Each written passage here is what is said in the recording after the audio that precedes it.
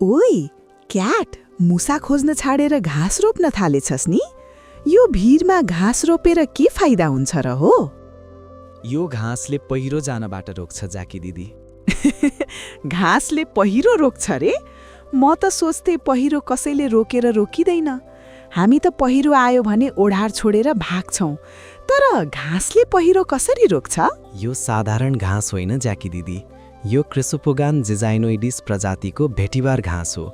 यसको जरा 2 तला गहिराई अर्थात् 6 मिटर तलसम्म गई माटोको प्रत्येक कणहरूलाई नियन्त्रणमा लिई पहिरो जानबाट जमिनलाई बचाउँछ। आज यो भिर अडियो भने भोलि सबै प्राणीहरूको जीवन पनि अडिन्छ। म बस्ने ओढारमाथि पनि असोजमा आएको पहिरोले सबै माटो बगाएको छ। त्यहाँ पनि यो भेटिबर घाँस लगाउनु पर्ला। भेटिबर घाँसको बिरुवा कहाँ पाइन्छ क्याट भाइ? भेटिबर घाँसको बिरुवा भक्तपुरको सुडाल स्थित भेटिबर ग्रास एग्रो फार्ममा पाइन्छ जाकी दिदी। मलाई फोन नम्बर पनि देऊ न भाइ, म पनि भेटिबरको बिरुवा मगाइहाल्छु।